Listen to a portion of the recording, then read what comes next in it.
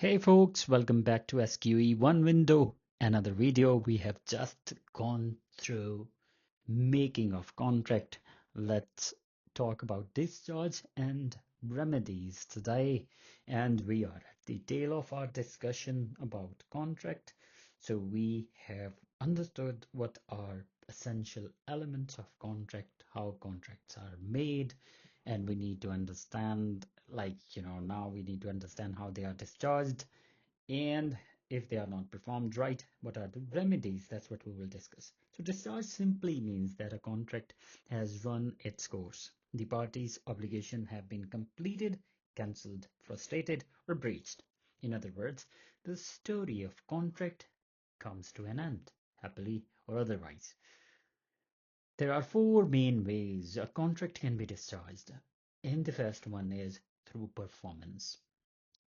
Both parties do what they promised. Agreement, both parties agree to call it quits. Frustration, something unexpected makes performance impossible. Breach, one side simply fails to deliver. Understanding how discharge works tells us story not only when the contract ends, but also whether remedies arise. So let's begin with the simplest, doing what you actually said you would. So that's what it is, and that is discharge by performance. Performance is the ideal way to end a contract. Both parties do their bit, shake hands, and walk away, almost content. But the general rule is rather strict. Performance must be exact and complete.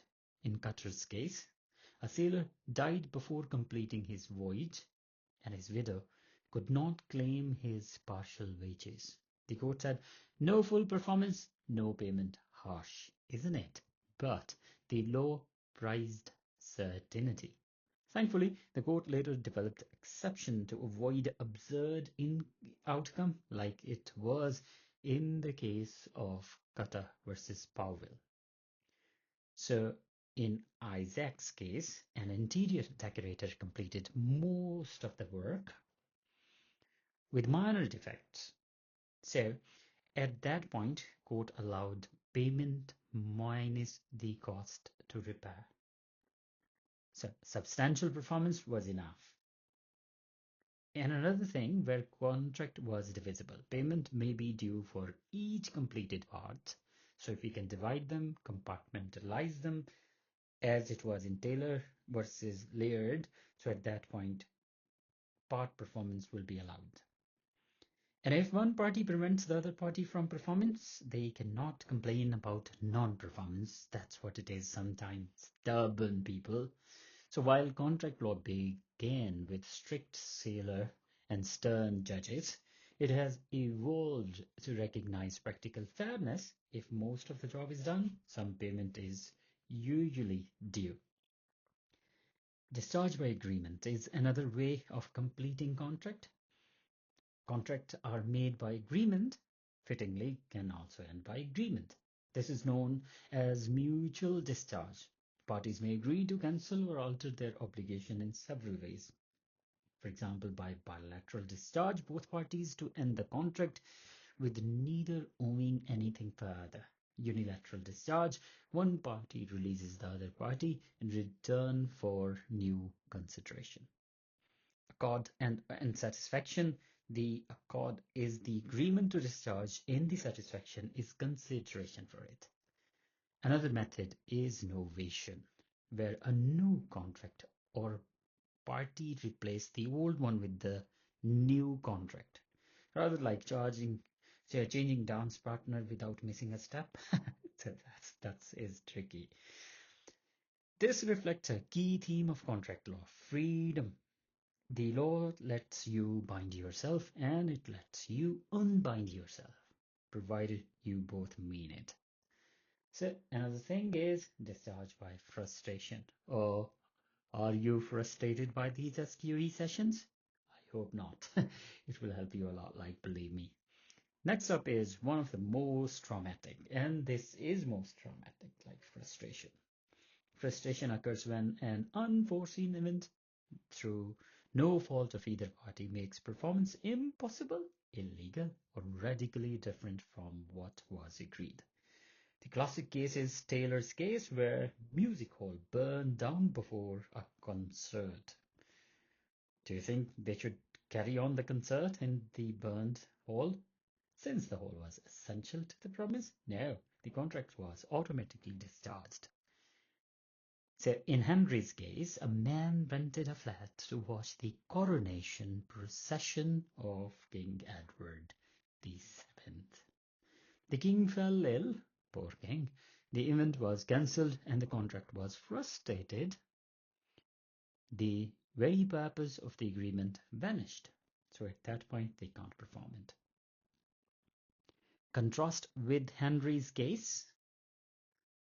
So we got another case of Houghton, where a boat was hired for naval review and cruise.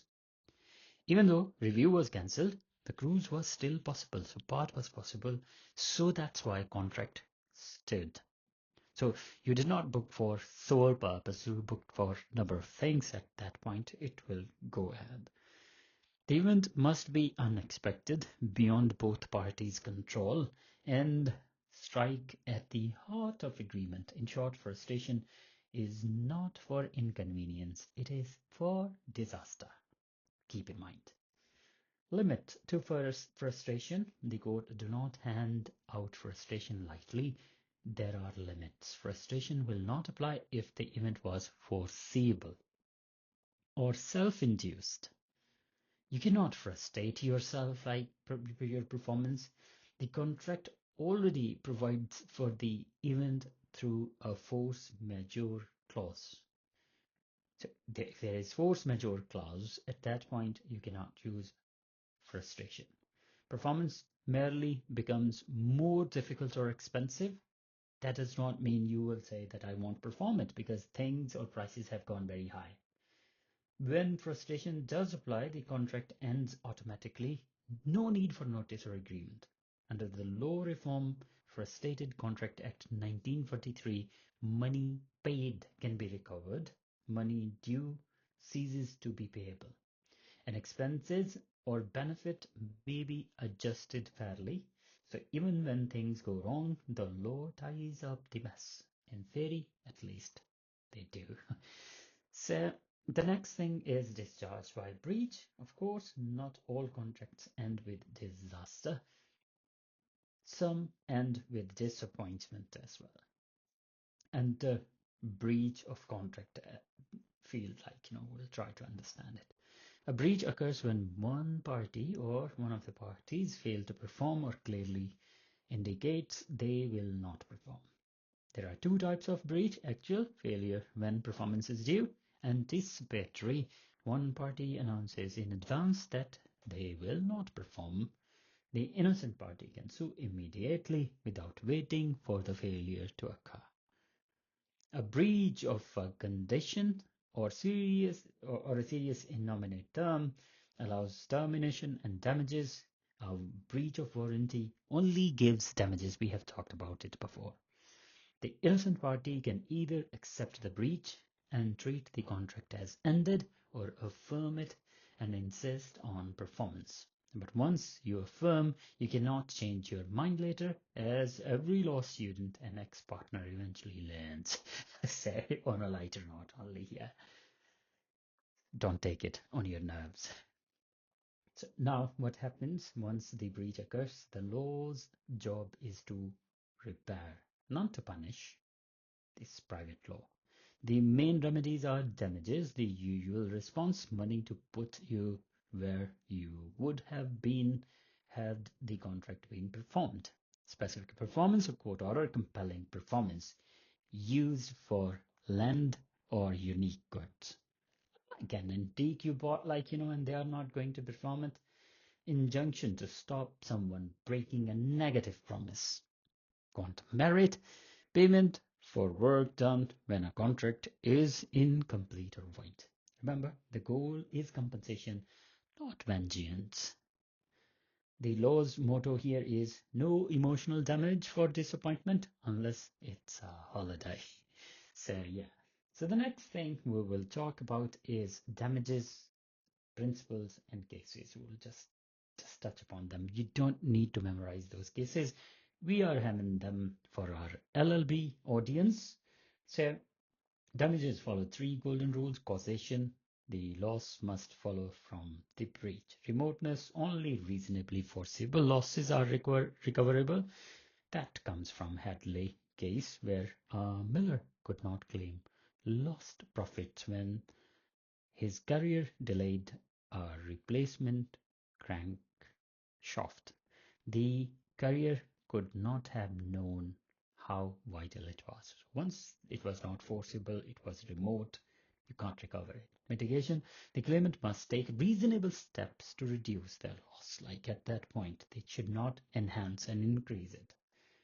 Types of damages include expectation loss, like putting the claimant where they would have been in the contract if the contract had been performed, Robinson case; reliance loss, like reimbursing expenses incurred, like because of that; nominal damages, sometimes those are symbolic, giving them moral victory; symbolic sum, where breach occurred but no loss at that point; liquidated damages, agreed sum if they represent a genuine pre-estimate, and that was Dunlop's case.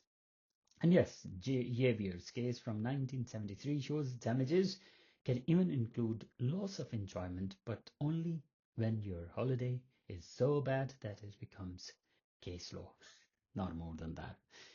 So, what are equitable remedies that we can get from the court? We have already talked about them, but we will try to specify that these are equitable remedies. Sometimes money is not enough, so equity comes in. That is when the court reaches for equitable remedies, fairness-based tools used when damages cannot do justice. Money cannot do justice. For example, in Beswick versus Beswick, specific performance was ordered. It compels fulfillment of obligations specifically for unique goods, land, and all. All land is unique. That's why its specific performance applies on land. Injunction prevents breach of a negative term, such as celebrity agreeing not to work for a rival. Warner Bros. Versus Nelson. I love Warner Bros. So so Bet Davies restrained but not enslaved. So at that point, you cannot enslave people. Like quantum merit awards reasonable payment for work done, even when a contract fails at that point, something that is done. So it should be compensated. It should be paid for. These remedies are discretionary. Equity aids the vigilant, not idle. So if you wait too long or act unfairly, the court may simply say, you had your chance and we have nothing to offer to you. The last thing, our favorite, tips and pitfalls. So begin to start with tips. Begin by identifying how the contract was discharged: performance agreement, frustration or breach. What was it? If frustration is raised, cite, like you can just go through understanding of Taylor's case. For breach, classify the terms, condition, warranty, and the nominate terms. That's what you need to keep in mind. Always keep in mind remedies, and keep in mind how remote it was. Like, if it was too remote, you don't need to think about it. Distinguish damages, like what are legal and what are equitable. So legal, you can say that it is provided in law, and equitable are at the discretion of court. And you should have one rule of thumb, golden rule for it. Like, if the money or damages does not work, equity will come and work. So, another thing is the purpose of damages is not to punish, it is to compensate. So you need to look at mitigation and reasonableness as well.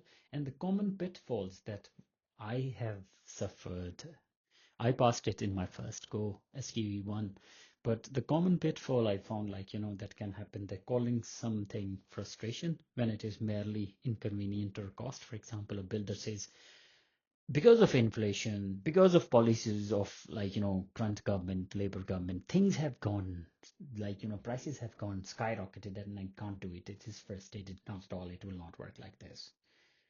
So mixing up termination and rescission. So the former ends the contract, for example, termination ends contract, the later unminds it like rescission, it's gone. Forgetting that frustration ends contract automatically. It ends automatically. You don't need to put out a notice for this.